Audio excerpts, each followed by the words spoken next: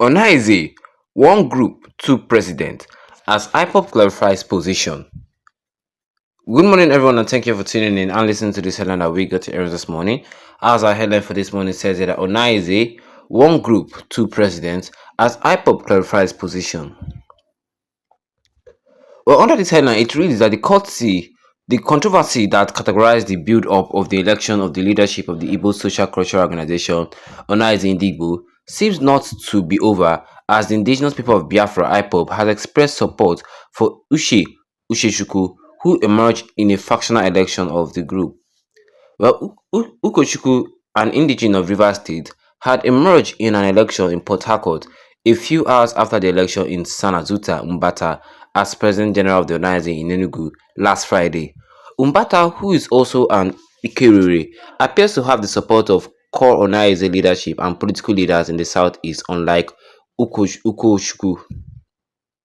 Meanwhile, a former Senate President, Senator Adolphus Waraba, said Mabata would leverage his rich contacts and wealth of experience to move the Igbo nation forward.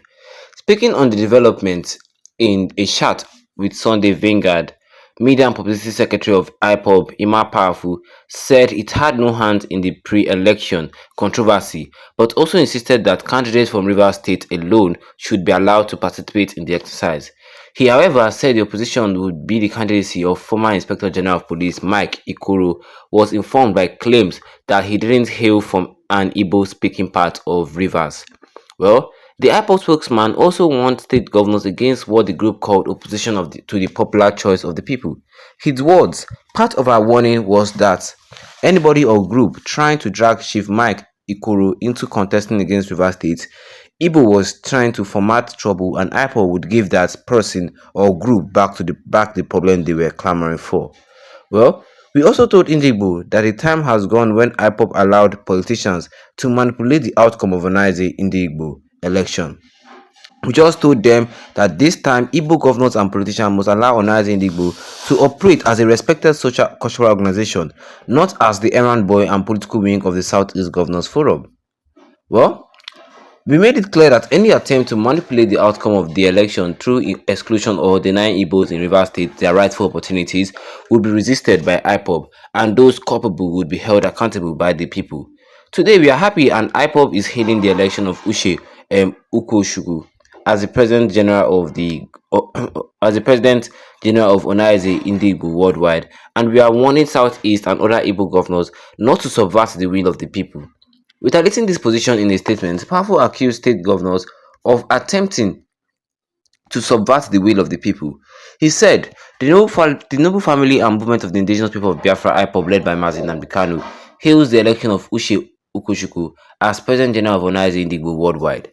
We equally call on OHANAEZE Indigo governors and OHANAEZE IPoB inner cabinet not to subvert the clear choice of the people or subject him to unusual selfish political interests. If the reports making the rounds are confirmed that these governments are openly rejected the legitimate and popular choice of the people in the person of Ukochukwu, then the chaos their master have for long been seeking to infuse into the social, cultural and political framework of Igbo land would have materialized. These governors have no regard or respect for our ancient value system that recognize the supremacy of the opinion of the majority of the people in all affairs of the state. To this effect, the emergence of Ukochukwu or any other person validly elected by the people must be defended to the last. The governors of the southeast are only 5 in number, whereas the Great Igbo race is nearly 90 million people all over the world. 5 individuals cannot be allowed to destroy our collective heritage. On his part, Wayaba in a chat with Vanguard said, distinguished Senator Azuta Mbata was a senator of the Federal Republic for 8 years. He was not only a senator but chaired a powerful committee like the Committee on Appropriation. And that was what I was said here concerning this headline today this morning, which says here that Onaize Indigo, one group, two presidents, as IPoB clarifies position. And yes, well, of course, yes, of course, you had it for me this morning. If you're not a subscriber, the best you can do right here, right now, is to tap that subscribe button with the notification bell, so that anytime I have any video, you will be the first to get notified about it ASAP. Well, IPoB is saying that Onaize Indigo, one group, two presidents. Why? Although this recent OHANAEZE Indigo election, it has had a lot of people are saying a lot of things. A lot of people saying that the election was not fair, that they're supposed to give Rivers State a chance. Well, IPoB here said something quite different. Well, because IPoB, the indigenous people of Biafra, expressed support for Uche Ukochukwu, who emerged as the factional election of the group. Yes, they supported him. And this person they supported, Ukochukwu, he's an indigenous of Rivers State. He had emerged in an election in Port Harcourt a few hours after the election in San Azuta Mbata as President General of OHANAEZE in Enugu last Friday.